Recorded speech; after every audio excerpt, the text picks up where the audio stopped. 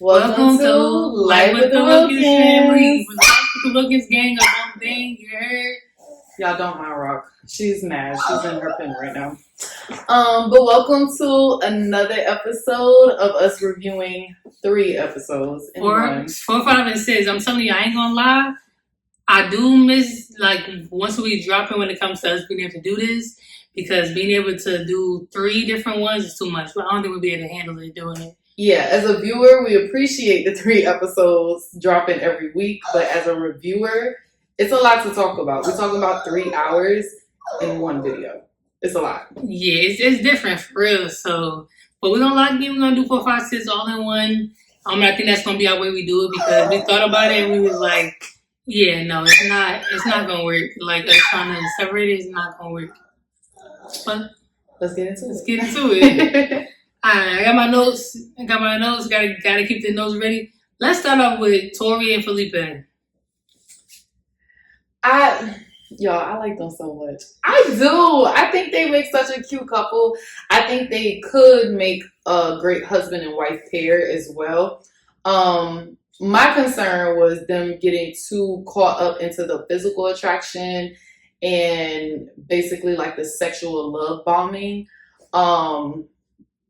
But after these 3 episodes, we kind of know where that went, because, after they did have sex for the first time, Tori said she felt smothered. She had poor girl had to move to the couch.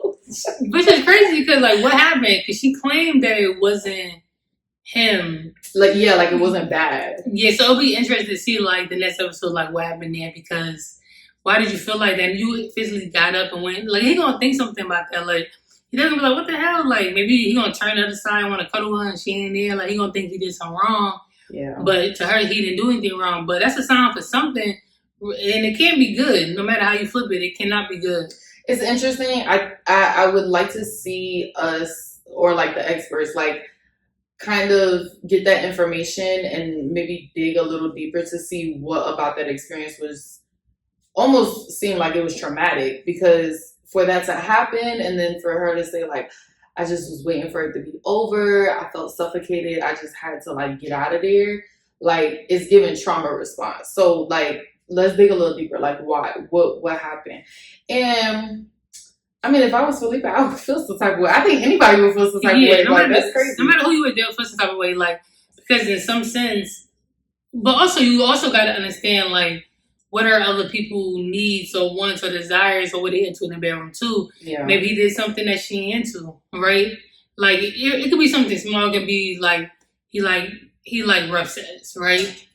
She might not have said it on camera, but if she not into crazy rough sex, it's that could make her feel smothered or suffocated or not feel, you know what I'm saying? So it could be any reason. We can't pinpoint that reason, but it could be anything. So you also got to consider things like that. You got to ask people what they like into the bedroom. Yeah, but is it okay if I do this? And maybe he did that. Maybe it had nothing to do with that. We could just be chatting. You know what I mean? It had nothing to do with that, but we just chatting, having a conversation about it. But it can be that too. Yeah, so I'm very interested to see what happens on the next set of episodes, to see if the experts, like I said, dig deeper into that, so that we can kind of get an understanding of what happened. Yeah. But another topic I think is the religion topic, and that's a big one. That's really a big one, because sometimes it depends what that person asks for, right? Some people might be I want somebody the same religion as me, right? Mm-hmm. And if she asked for that, he atheist. She didn't give it to him. They didn't give it to him. But if she said she was open to dating people from different backgrounds and different religions, then that's cool. You get what I'm saying? But you can't just, if religion is important for somebody and they're not wavering on that, then you should connect with somebody that also is into, that also want that as well. But it didn't seem I feel like she was shocked. Or is it just me? I feel like she seemed accepting of it, but she still was shocked. Yeah, I think she definitely was in shock. But she did seem accepting. But now you're bringing up a good point, because,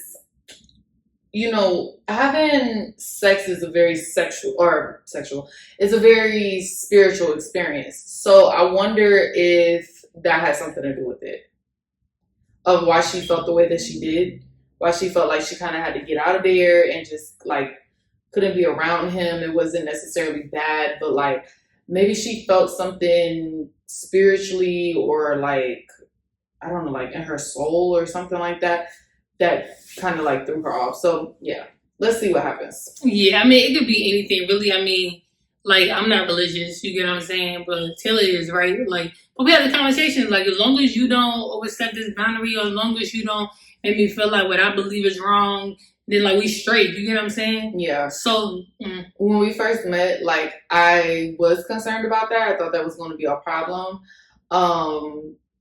But Brianna is not like the type of person that's like doesn't want to hear me speak about that, or is like making fun of me because I'm listening to my gospel music or nothing like that. So I mean, I love gospel music. I just like because it sounds good. Yeah, exactly. So it's like when you're in a relationship and you all have two different spiritual and religious beliefs, it could work. It just depends on who you are as an individual and who that person is, right? If they're like the type to make fun of you and always be like, that's not true and that's a lie and da-da-da-da-da, and like impede on your beliefs, then it could be a problem. But my beliefs don't impede on yours and your beliefs don't impede in mine, so it's fine. So I wonder if like they will be able to be like that. But then I also, because you bring up a good point, I do wonder if because they had sex and it's such a spiritual experience, maybe that's kind of like what gave her that bad feeling. So we'll see. Who's next? Who's next? Brianna and Taylor next. What you talking about? Let's do Nikki and Shawn. Oh! For Caesar's criteria, like, yo.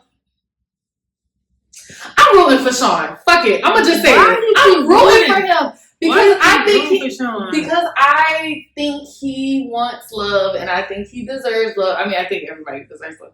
I don't know. I just want to see him win. Like, whatever. I want to see him win. And as I've said before on the previous episodes, I can see Nikki being the good pair for him. Like, I can see that. I can understand that. Again, because she's a very soft woman. Eyes must be blind, y'all. Huh? I said your eyes must be blind.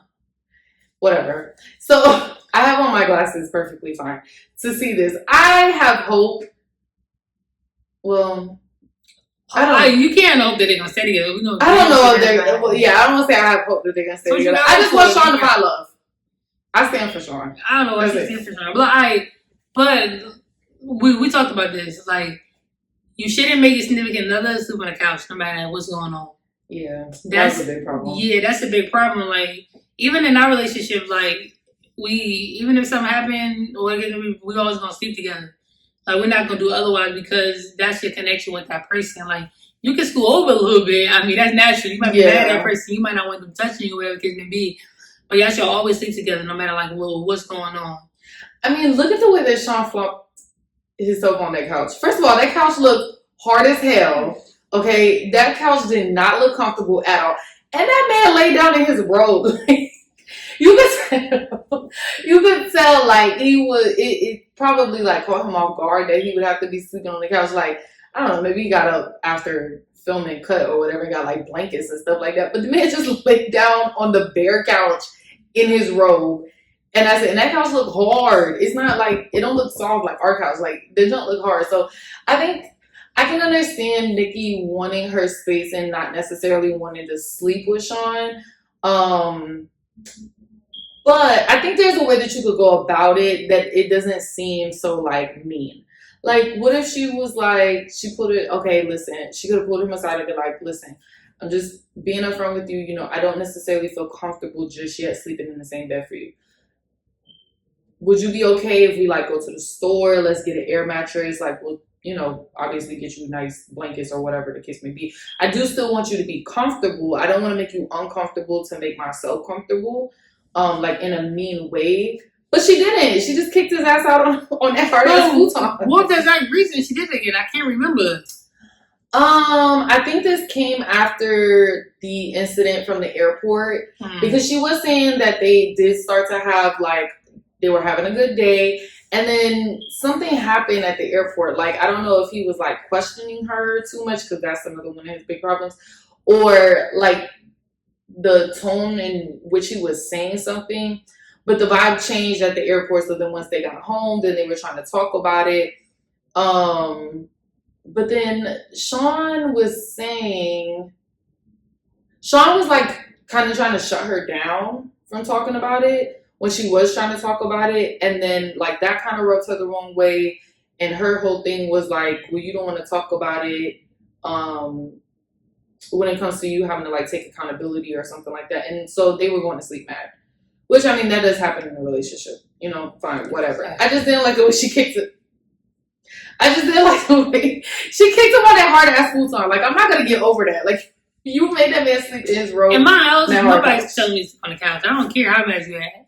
You're not about to tell me to sleep on the couch. Like, we're going to sleep in the bed. I turn the other way, you turn the other way. Let's go to bed. Period. Like, that's all to it. But it's so much more deeper than that, I feel like. I just feel like Shawn continues with this aggressiveness about him that is, like, unseen. It's like he's got the softest little lips, but somehow everything he says is, like, powerful. You know what I'm saying? Passive aggressive. Yeah, and I'm not taking away from, like, Nikki feeling like this, because she has a right to feel how she feels about a lot of their conversations, honestly. Like, she have a lot. Like, so to me, it's kind of like, you know, like, let's work on communication. Communication is the biggest thing in every relationship. If you do not communicate, y'all will not have a relationship. Period. Yeah.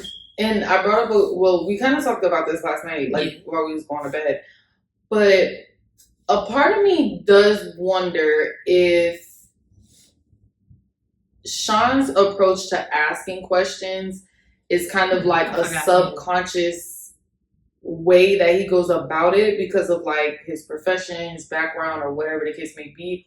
Or, just hear me out, or does it only come off as like maybe condescending or like an interview because of how high pitched his voice is? Yeah, we literally talked about that. I literally made her ask me a question similar to Shawn. Literally. And I had no problem answering it. Like, I had no problem answering it. But it didn't make you feel like you were being interviewed. Yeah, it didn't make me feel like being interviewed. It just sounded like I was asking a question, but it didn't make you feel like you were being interviewed. So a part of me wonders, like, I'm not saying that, you know, his background, his history doesn't have a part to play in that of like how he sees maybe everything question-wise, so analytical. But I'm also wondering, like, if his voice was a little bit deeper, would she have felt like that so much? Yeah. Because I asked Brianna the same questions basically, and you know, it did feel like I was digging, but it didn't feel like she was sitting across from me like interviewing for a job, which is how it came off across when he was asking her questions, which was a big problem. So yeah, for sure. Another thing you gotta think about and realize too at the same time is like, if somebody want to answer your question, they want to answer your question, right? Yeah. Like it was a question that he was asking her, and then he didn't want to answer it. So since he didn't want to answer it, since she didn't want to answer it, like he got super defensive over it. Like, oh, this I didn't ask you that, I asked you this. You know what I'm saying? Yeah. So as soon as those things keep occurring and keep happening, it's like, just know they don't want to answer that question. Maybe ask them at a different time. Maybe ask them differently. Maybe wait till you get to know them a little bit until you get more personable in those ways. Even if it's not personable, if they feel like they gave you the right answer, no need to fight over it. Like, wait until things calm down a little bit. Like, in a relationship, you should always wait until things calm down. It don't gotta be 4 days later. It could be the next day. But you know, he could have been like, you know, when I asked you that question yesterday, like, I know that you gave me this answer, but I was looking for something a little deeper. Yeah. Rather than like grilling her right in a moment like that. That makes a huge difference. But you know what, too? Also, sometimes I might say something that's a little controversial here. Just stick with me. Sometimes, right? Black people, right? Because this is my only experience. Sometimes Black people that are very highly educated, right? What's the word that I'm looking for? Sometimes Black people that are very highly educated can speak in a way that's very demeaning. And then it's like when you try to point that out to them, not to attack them, but just to kind of like bring it to their attention so that they can kind of refrain from doing it, then they get defensive. And I feel like that's what Shawn did. Almost, and the way that I'm trying to explain it is like, sometimes when they say things, it sounds like they're like trying to little girl you or little boy you. And that's kind of how it came off when Shawn was talking. And it's like Nikki was trying to explain to him, like, I'm answering your question, but I'm also not like your student, I'm not your child, and I'm not like in a job interview. So why are you treating me or acting like that? And then Shawn got very like defensive, almost like, okay, well then you don't understand the question that I'm asking you. Like, you know what I'm saying? Like very demeaning. And I can totally understand why that threw her off. Yeah, I feel like one thing for certain, the humble never stumble. Period. Like, so it means like if you feel like you have more intelligence than somebody else, you feel like you know more than somebody else, then the best thing to do is just to wait. You get what I'm saying? Like even with us all the time, like I be knowing the answer to something. Y'all, she always be right in it. Oh my gosh, because the thing is, if I don't know, let me tell y'all, if I don't know the answer for something, I'm not gonna tell you like I know it or act like I know it. Like I'm gonna know for sure. If I say this is fact, this is fact. Best believe that. Like ain't no question about it. For her, like if she thinks something is fact, she I got confidence behind it. I'm not gonna lie, yeah, that's what it is. Like you're not gonna say anything with confidence unless you 100% know. 100%. And me, I'm like, I'm pretty sure I know this, so I'm very confident, and I'd be dead wrong. Pretty sure though. Pretty sure that's the key for it. Like it's like I can't even count on one hand how many times I've been right and Brianna's been wrong. Like that's how many times she's right, and it just like. I love that my baby's so knowledgeable and she be knowing because I've always said I've always wanted to learn from my partner. But God damn. She don't be liking it. Every time. She don't be liking it. She don't be liking it one bit. Oh my gosh. But you know, that's relationships sometimes. There's always gonna be that one person or it might be in reverse, but that's just how it is sometimes. But like it's not like they're trying to be like outdo you or anything like that. It's generally because I know the answer. I know it. I wanna as you being my partner, I wanna make sure that you know it. I wanna make sure you understand. You know what I'm saying? Make sure you're able to learn from it whatever it's gonna be. So those are things that, you know, in any relationship. But there's a way to go about it without making somebody feel some type of way, which I don't think Shawn has that capability. He definitely needs to learn how to do that. Because even when you're right and I'm wrong, right, you do it in a loving manner. Like, I'm more so, like, upset because it's just like, girl, you was loud and mad wrong. I don't be mad that you're telling me the right answer and that you got it right. I be more mad at myself. She be sitting there like... But the fact that you're so loving when you are right doesn't make me feel like, you know what I'm saying? Like, she's trying to, like, be over me. And that's the vibe I get for Shawn. There's no reason to do that. Like, you know what I'm saying? Though I do root for him. Don't get it twisted. I do root for him. Yo, why does she keep rooting for this Shawn man? Yeah, it's crazy because, let me tell y'all real quick. I was watching other videos. What y'all think on there? I don't know no facts. I ain't got no social media. I got Twitter. I'm barely on that. But they out here saying that, like, it's a bunch of girls that's coming out about their horror stories with Shawn and all different types of things. And some people claim that he gay but got no proof. And some people saying that just how his is. I don't know what's going on out there, but that's what they're saying. Actually, that's a good poll. Please comment. Do you think Shawn is gay? Yes or no? I want to see. I want to see what y'all think. Because I'm not gonna lie. In the past, when I had thought he was gay, yes. But I've come to grow. I've grown in my understanding of people and different people in the world. I don't think Shawn is gay. And it's like, I think maybe I just want him to beat the allegations so bad. You want to beat the gay allegations? I want him to beat the allegations so bad. And find love because I don't think he's gay. See, but if all these girls is coming out saying that when they is he trying to find sexuality or you really dating these girls? You know what I'm saying? I can end it. Let me say something, right? So sexuality is so big, right? When somebody is young, like a little kid, if a boy have certain like feminine attitudes, they be like, oh, he's just gay, right? Because he has feminine ways, but who says that a man can't have feminine ways without them being gay? Yeah. You know what I'm saying? Same thing with girls, like little girls that grow up like tomboy, they be like, oh, she gay. Maybe both people might grow up to be gay or whatever the case may be, but you don't tell kids or define kids and let them tell them who they are. Sexuality-wise, kids are kids. Kids shouldn't be placed in the category of like, hey, like, you're gay because you're a tomboy, or like you're gay because you have feminine ways. No, like, Yeah. especially as kids, you should never tell a kid that. You just like explore, or you question them, or you talk to them like, what you like, or like, what you do. I will say that is a critique that I have about the parents of like our generation, which I'm 27, Brianna is 29. Yeah. So, you know, that kind of like generation where it's anywhere from like 26 to like 31, 32. I think our parents, and it's no shade to our parents, but they did have a problem with calling young kids, like their kids, right? If they have feminine ways, stop that gay shit. Stop being gay. Stop being gay. Stop being gay. Stop being gay. And it's like, at 6 and 7, you don't know what the hell a gay is. What is that? Like, you know what I'm saying?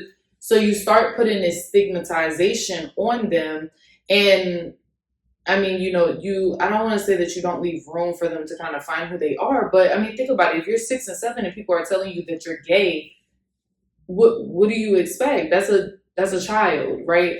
So I think like our generation parents did have a big problem with doing that. And it's like, you know, if our daughter wants to play outside with the boys and play with the trucks, I'm not going to tell her she's gay. Like, why would I do that? No, she just likes trucks and she just likes to play with the boys. Like, that's just what she liked to do. And we're going to obviously reserve from doing that because we want our children to find out who they are without the pressure of too many voices, especially from adults. Adults have nothing to do with the child. Like, yeah, like that's friends or something pressurizing like that. As a child. Like, if all these adults are telling you that you're gay, like, as a child, you're probably going to start to believe that and then act like that, right? So yeah, we're definitely not going to do that, but I think that is the problem. Yeah, and one more thing to be to the next person in Shawn case, can't say he gay. You get what I'm saying? Like, just because he talk a certain way,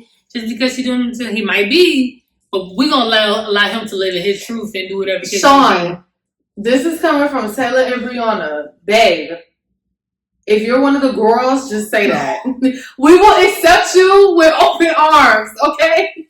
I promise we will. There's no shame in your game, babe. There's no shame. Okay, but I just don't think that he's gay. I just don't. But if you are, come on over here, baby. We love you. I promise. You got to. All right, Courtney and Nick. Courtney and Nick. Actually, these 3 episodes, were they doing good or they doing bad? I'm confused. They wasn't doing bad, but I have to clear something up. I thought Courtney was in her 40s. And I'm so dead serious about that. I genuinely thought Courtney was like in her, I don't want to say 40s, maybe like mid-30s. Nah, 40s. To late 30s, early 40s. Yeah, like anywhere in that little time range. She's 29. I'm just completely shocked by this. When I realized her age, I was baffled. I'm sorry. She just give me like Miley Cyrus now, because Miley would be older than her. Miley's like in her 30s. Miley born like 92. She gave me old Miley Cyrus, and Miley Cyrus older than her. I just had to clear that up. I was baffled. But they didn't do bad. Yeah. They did look like they kind of got into like the groove of things and everything like that. But there was something that Nick said in their first meeting with the experts, and then she just like, she could not sit through the rest of that conversation without like just harboring on what he said. I can't remember. She couldn't move past it. She could not move past it. And because of that, I can tell what type of personality she has. She's very passionate, but she's very much an overthinker. And I don't know what Nick could do. Actually, I do know what Nick could do. Nick could be a little bit more attentive. And reassuring, to show her that he is a very masculine energy for her to lean into, because that's another one of her problems. I don't feel like he's masculine enough for him. He's a sweet guy. But she was looking for a little bit, rougher, and that's not him. So So if Nick can show her that she has a masculine place to be able to rest her feminine energy into, I think she could blossom, right? But he also has to do that by being attentive and in the moment and realizing and kind of picking up on signs of what she needs and reassuring her, because he's like in rainbows and unicorn land and she's over here like trying to solve the world's hardest math problem. Like they're in two different realities and it's not clicking. And so I think he kind of needs to come out of that, like, you know, focus a little bit more, stop thinking like everything is cool, reassure her and everything like that, because she's a big overthinker. Because he literally said one thing in that meeting and it was way in the beginning, and then she cut it in like the middle of the conversation, was like, I'm sorry, I just can't get over what you said. Like, we passed that 10 minutes ago. Why are you still on it? We on a whole new conversation. So you can already kind of tell the type of personality that she has and how she handles things. My problem with her too, I will say this, is that I'll just keep talking. Cause do you have anything to say about that? Yeah, I have a lot to say. But okay, this is my last thing. I know that one. My last thing about her, my problem with her is she talked to every single person at that pool party. And when it came time to Nick, when it came time to talk to Nick, she folded like a motherfucking folding chair. She talked to him on the boat. I'll give her that. But in that pool party, and you know what? As a new married couple, you should not be doing that. You should not be doing that. You can share the experience, right? But she's sitting there. She's like, I just don't know. I just have so many things. And I'm like, he's over here and I'm over here. And it was too much. Like, she was going too in depth with sharing her feelings and her concerns with everybody else, which is not necessarily a problem. It's just like these people are in the same experiment as you. And so they're going through their own things and they're newlyweds. So the advice that you may be giving, I mean, it may be good advice, but it may be bad advice. It's just, it wasn't the place for her to do that. And I really didn't like that. Like, she was going into full blown conversations. And then when it came to Nick, she just was like, I'm like, girl, you had all that mouth at that pool party. Don't be stuttering on this boat. Say exactly how you feel. Stand on it. So if she can just get in the habit of saying to him what she said to these other people, she'll be straight. Because he's clueless. This man is still clueless. Yeah, we can start to see how it would develop. But you're not giving him much to work with because you start stuttering when it comes to him. So that's my take. So, rule number one, when you're in a relationship with somebody, keep your stuff private. Yeah. That's your number one priority.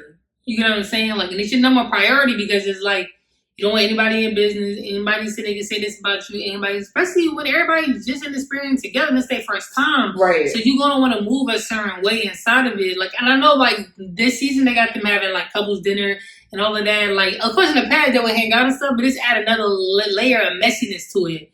So, that she like, don't do messiness. No, I like it for the drama, but I don't like it because, well, I don't like it in the sense of it's not going to be healthy for the relationship. I don't think that. I do not believe that. Yeah. It's going to be nice to watch though. Yeah, I don't think it's beneficial. The couple dinners and the couple therapy sessions. Why are we in couple therapy sessions? Y'all should not be. That's the part where I'm like, no, from new married at first sight versus old married at first sight.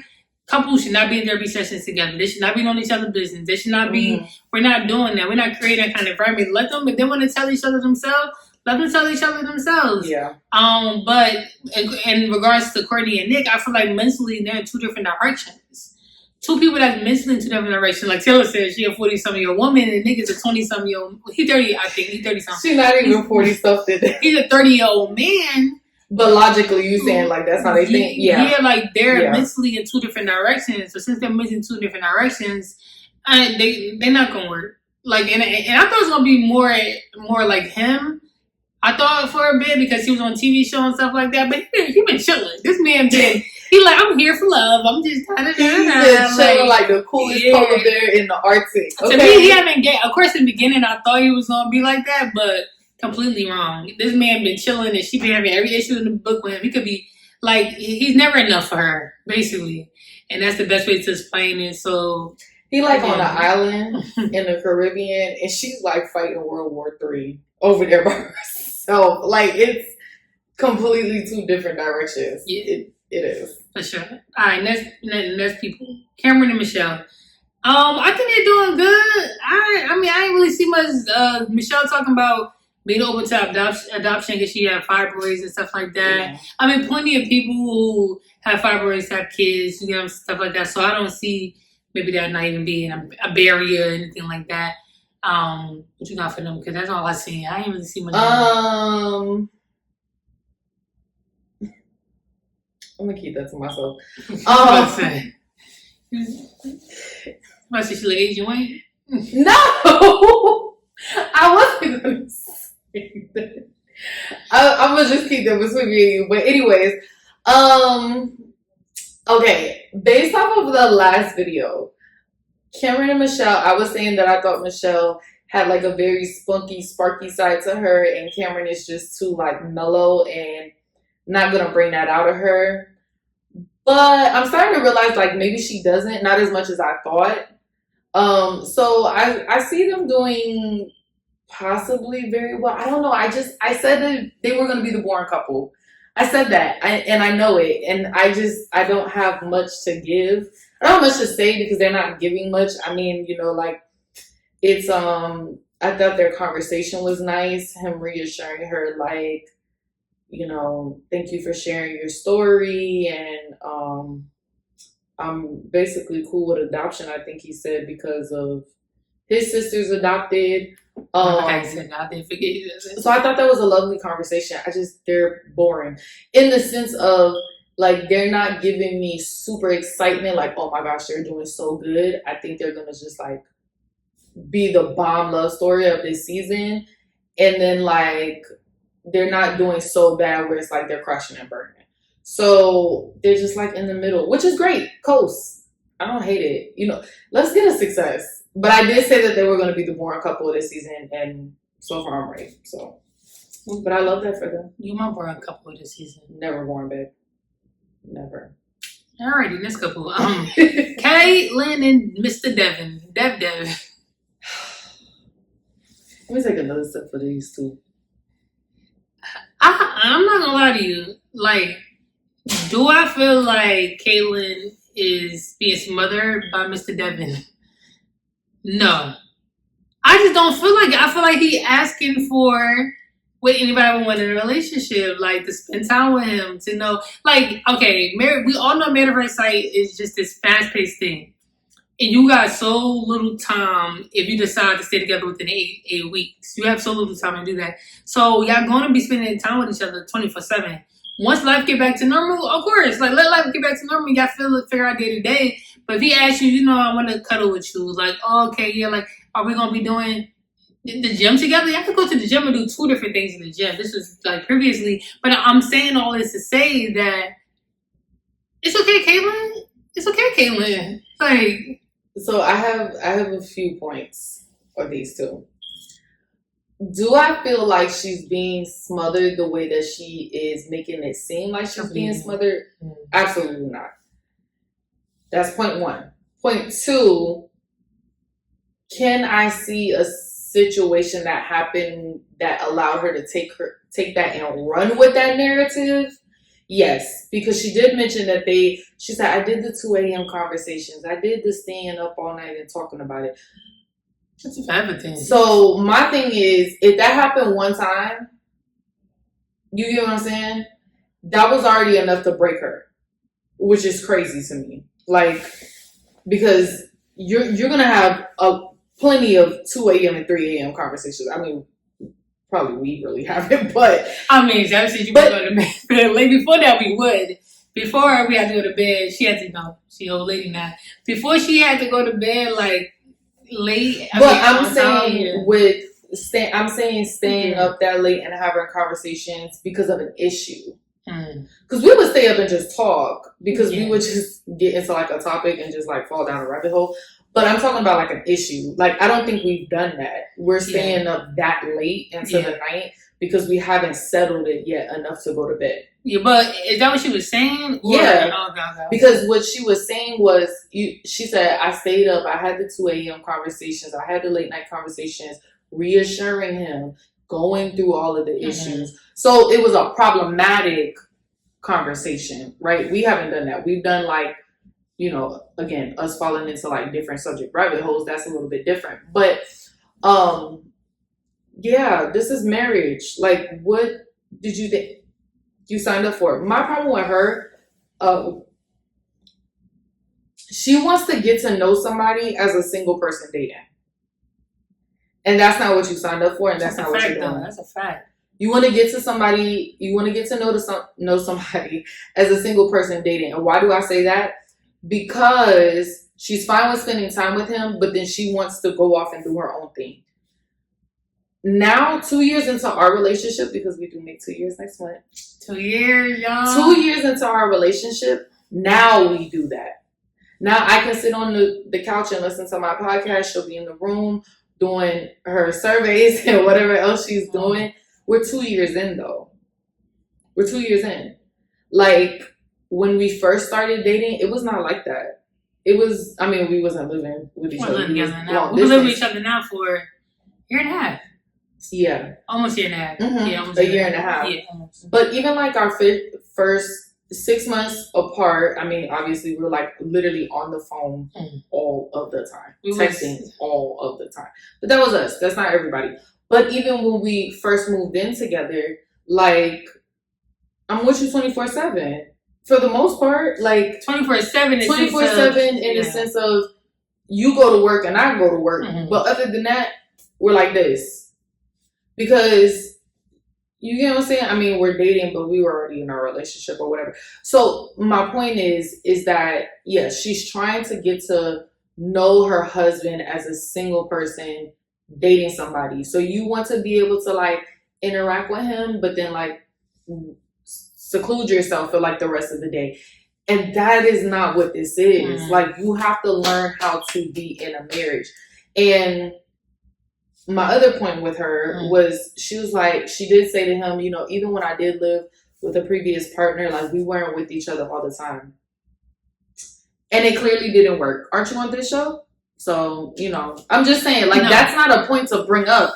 That relationship didn't work, babe. Like, so that's not a good point to argue. Like, what are you talking about? Like, obviously that's a problem. And do I feel like Devin is too clingy? As of right now, I don't. From what we have watched, I don't necessarily feel like he's too clingy. I think that he's happy. I think that he's on his honeymoon. I think that he's trying to get to know his wife. Honeymoon no more? No. I'm saying like, like all of it. Yeah, I think he's happy. I think they were on the honeymoon. I think he's trying to get to know his wife. I think he wants to have more conversations with her. I think he's really interested in her. I think he really likes her. And I don't see how that's clingy. Not when you're first getting to know somebody and she's just like, I just kind of want like passively date you, which is fine. But if that's what you wanted, you should have stayed off this show and kept doing what the hell you was doing. You should have dated, being single off of this show, not forced into, I don't want to say forced, but signing up for an immediate marriage. You should have stayed out there. Marriage is a commitment. And that means being by somebody's side 24 hours a day. And 24 hours a day, I keep saying like in quotation mark, because that means living with somebody. So you're going to be around them most of that time. Because that's the person you go to bed with every night. Doing life. You're doing life with. You get what I'm saying? So it's like, I was just telling the other day, I was like, well, if I'm at work 9 to 5, you at work 9 to 6 or 9 to 7, 9 to 8, some nights you do. Like, we really only get 4.5 hours each day together. In 4.5 hours, we're not even together that whole time. Like, she might get in the shower and start cooking. We take the dog for a walk. Like, we literally did the math. And I think, like, in a 5-day week, you're at work at least... Oh, my gosh. How do we do it? We did some kind of math where it was like... But anywho, whatever the math was, we're together 5 days a week, 4 times 5. Like, being awake, basically, almost. I think it was some math, like, out of 120 hours, we're really only together 20 hours. 20, basically. I think that was the math. And like 100 of those hours are between sleep, between work, and, you know, like maybe commuting to work or whatever. But out of 120 hours, only 20 hours you spend with for the that 5 person. days. We're not doing the weekends because it's gonna Yeah, be I think it was like 5 days or something like that. Don't quote us on the math. The math is all messed up right now. I can go back to the math with you though, but it was right when we did it. We're together like because we're gonna sleep. Like if she gotta wake up at 6:30. She need to go to bed about 10:30.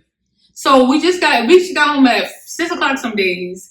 That's 4.5 hours before it's time to go to bed. That is a crazy life, and that is a crazy life. Not in the sense of like the fact that we're only together for 4 hours each day, but the sense of like how much to ourselves do we really get? So I understand like maybe you need to decompress, right? But it's like spend 30 minutes decompression, right? If she was to tell me that, hey baby, when I come home, out of the 4 hours that we together, I want 30 minutes to decompress. I'm not arguing with you. I wouldn't even do a fuss that you need 30 minutes to decompress. I'm not fighting with you. I'm not gonna say much about it. So if she wanna take the approach like that, like babe, when I come home, I need 30 minutes to decompress. That's enough time, even an hour. But those other 3 would need to be some kind of communication, because if not, you get in a groove of this person you're spending with your life with, and you wake up one morning and ask what happened. Yeah, like y'all got in a groove of just being everyday life, but this is also supposed to be your romantic partner. I think it's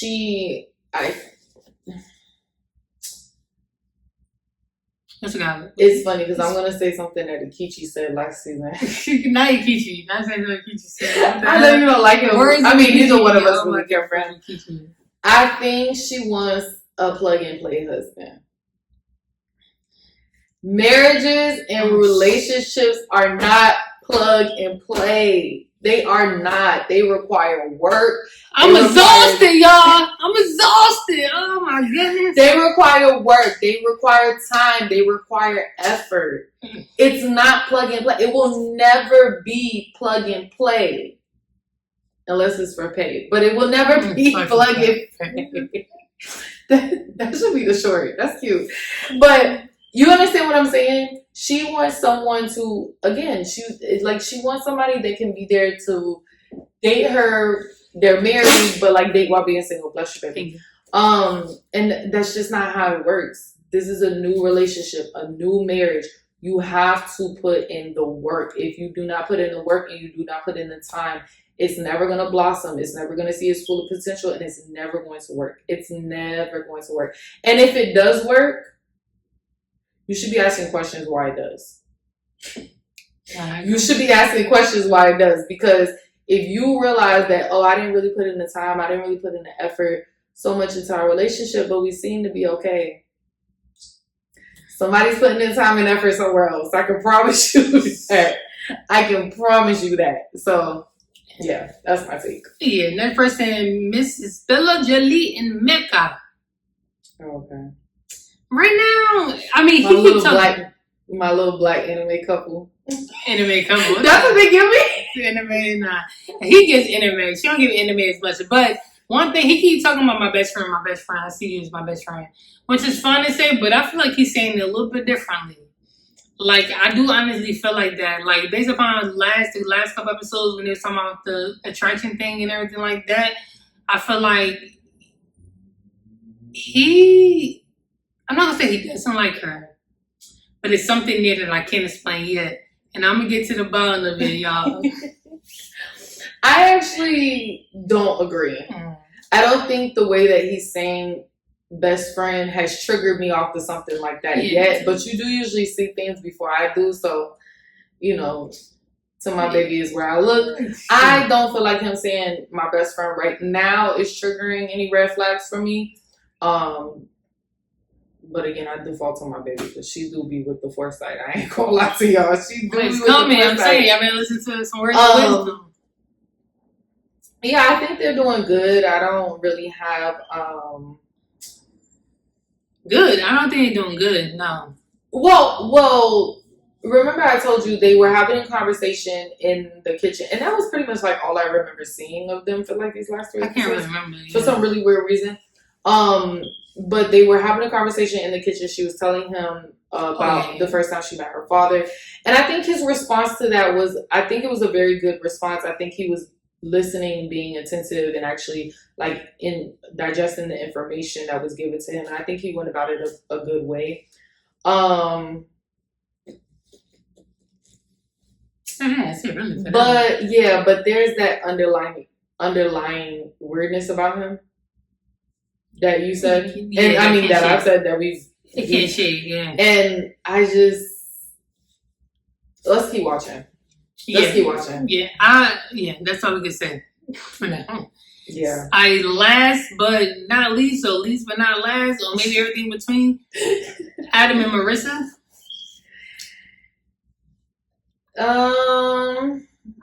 We talked about. Adam would hate this video because the way I drank that wine, he would be like red flag here, red flag there, red flag here. Anyways, well, he showed her his house, and I don't know what's going on. Like, was he in the middle of the woods? I don't know if you ever read that book by Henry David Thoreau. Y'all know my baby. Y'all know what's so funny? I'm like the history, the science, the social studies nerd, but my baby. This is the literature and reading nerd. Like, dead ass. Like, she's a bookworm, for real. Go ahead, baby. But, no, like, it's about a guy who goes to the middle of the woods and he explored about what it's like to live in the middle of the woods. That's what he was given. What is the name of this book? In the Woods or something like that. I can't remember. I'm gonna show it to you. It's a good book. I didn't read the whole book. I read some of it, but that's what that little cabin was given. I was in the cabin in the middle of the woods. Like, that's all I remember from that episode. Honestly, I don't remember much how they doing or what's going on. Yeah, I mean, I remember them being at their last dinner. I think on the honeymoon, and he was like, "Babe." Oh, babe. What did you say that babe word for? Now I remember. What's that? I think it's so funny because he gives me like very like, I don't know where he's from. I don't remember where he said he was from. I don't know if he's like actually from Washington, but it definitely give West Coast. Like, it just give West Coast. But I did say that I like to be his friend though. I would like to be his friend because I think like he is funny. I do. And remember I said I thought he was going to be a problem this season. I still do think that. But I think he's hilarious. I think like, I would laugh at him, but also be laughing with him. I probably want to be his friend, honestly, because I think him just talking is funny. But they didn't give much this episode. I mean, like, they had that last dinner conversation, and it gave that it was a very natural flow of conversation. I mean, we do know that they've already had sex, so. Don't seem to be no issue there in that department. So I mean, I guess that's a good thing. What else? Yeah, they do. They seem very natural. They seem very comfortable with each other. He seems to be happy. It also doesn't necessarily seem like the alcohol is an issue because she's had a couple drinks while they were on the honeymoon, and I don't think he really said anything like that or like made her feel uncomfortable, which is a good thing. And I hope he keeps that up. I genuinely do because, bro, it's 2026. Don't be bitching about a shot. Like, we're not doing this. Shot. Hold up. Shot. Did my little dance that she like. So, you know what I'm saying? Again, if you want to live a sober lifestyle, love that for you. You get what I'm saying? But don't. If they're not an alcoholic, don't make it a problem. That's what I would say. Because then you can start to make somebody feel like they're alcoholic. Again, my baby doesn't drink. I do. And I drink on occasion. You know what I'm saying? I don't drink every day. Sometimes there'll be weeks where I go without having a drink and I'm just like, oh, I really want to drink today and tomorrow or whatever the case may be. And she doesn't make it a problem. You understand what I'm saying? And what was I about to say? You don't make it a problem, but then if you were like starting to make it a problem because I barely drink, well, I don't want to say barely, I do drink, but I'm not like a daily drinker. I'm not like a weekly drinker. I'm a drinker when I feel like it. Like if I'm going out, sometimes I want to drink and some weekends I just don't. Or sometimes I want a glass of wine and plenty of days that I don't. But if she was starting to make it a problem, then it would be a problem because it's like I'm not an alcoholic. I don't drink every day. I drink when I feel like it. So And that's not every day, and it doesn't impede on me doing anything that I need to do. So why is it a problem? So I mean, liquor be too much. Anyway, like who the hell do you go to the damn store and buy you some liquor? Liquor be too much. Like how much bars and stuff be charging for that and stuff like that now? You go outside, you spend like 14. Actually, I've read this article I seen the other day, and it was talking about how like we're in a world where like people are drinking less and less. Like people is drinking like less and less. Don't say that, y'all, because if y'all don't know, my dream is actually to open up a bar. So let's hope they keep steady drinking. Because I need business to come to my bar, okay? Well, they drink less and less, and I drink barely. I had a couple drinks per year, like if that for. But all right, y'all, it's 10:17. It's past her bedtime. It's past your bedtime too. We're going. It's past her bedtime. Actually, our bedtime is at 11, but whatever. So we over and out. Over and out. See y'all next time.